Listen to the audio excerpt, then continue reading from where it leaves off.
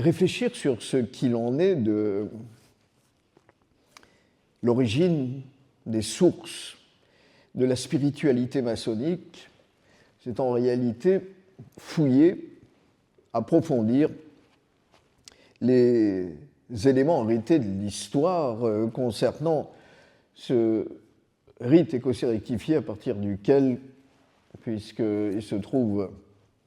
que j'ai plus particulièrement travaillé dans ce domaine, j'ai engagé une recherche permettant de mettre à jour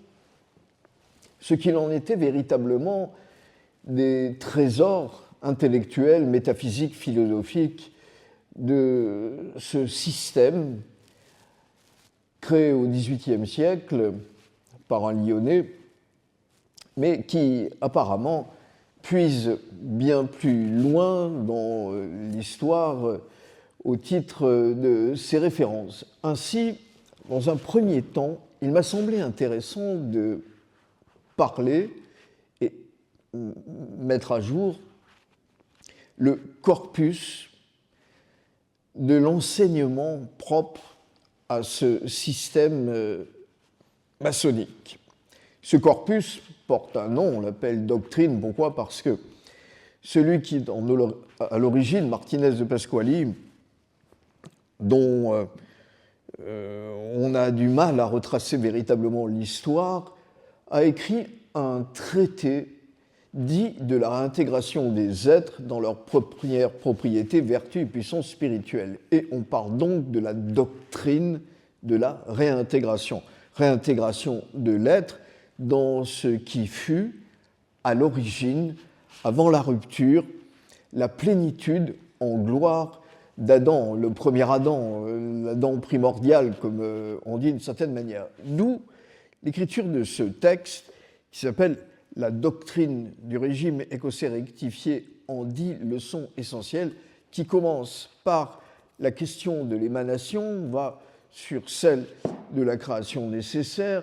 des intermédiaires dans l'histoire, des puissances à l'œuvre à l'intérieur de la nature et des différents règnes, et puis cette réintégration qui fait d'une certaine manière l'objet des travaux et de toutes les perspectives qui orientent, c'est le cas de le dire, l'activité du régime écossais rectifié. Alors, une question s'est posée récemment, de manière parfois assez complexe, dans la mesure où des avis divergents ont considéré la situation, puisque ce système maçonnique, spirituel, initiatique, propose une voie, un chemin faisant référence à une forme de christianisme. Deux tendances se sont, on peut dire, distinguées. L'une visant à dire il n'est pas question de pouvoir faire intervenir dans le cadre d'un système maçonnique une référence aux religieux de quelque forme que ce soit, et l'autre, au contraire, visant à dire le christianisme du régime écossais rectifié est au fond à peu près identique à celui qui peut être enseigné dans les églises et dans les institutions ecclésiales. Or, je crois qu'il était temps de remettre, c'est le cas de le dire avec un clin d'œil, l'église au centre du village et de dire non. Il y a en effet une tonalité chrétienne à l'intérieur du régime écossais rectifié. Encore faut-il savoir que ce christianisme relève de la grande tradition théosophique et mystique qui, elle, bien au contraire, s'est opposée à tous les dogmatismes, à toutes les volontés de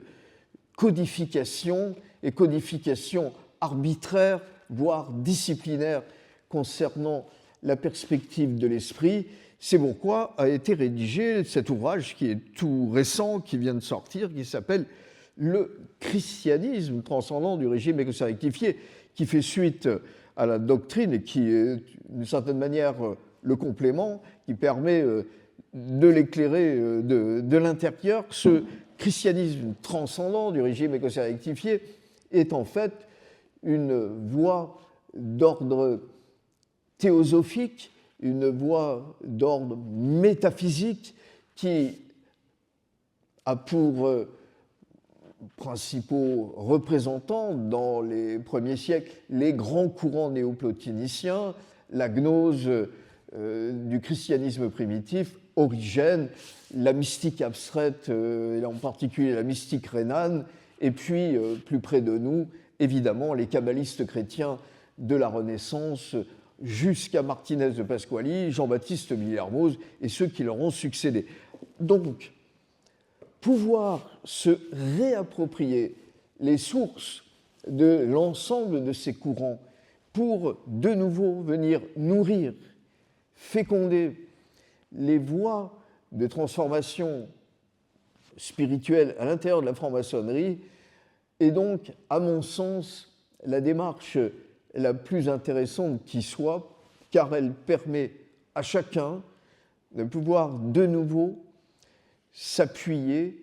sur l'héritage commun qui nous a été légué par l'histoire et dont nous sommes les uns et les autres redevables, à la fois pour nous, pour les générations futures et celles qui vont se succéder, de manière à ce que tout ça soit sauvé de l'oubli, perdure, mais surtout pour que le flambeau de l'esprit, lui, continue à demeurer à travers tous les siècles comme la lumière éternelle, son déclin qui peut nous conduire, comme dit Jean-Baptiste Villermoz, du porche jusqu'au sanctuaire. Et cette voie-là, elle est ouverte à toutes les âmes qui aspirent réellement à entrer dans la plénitude de la lumière.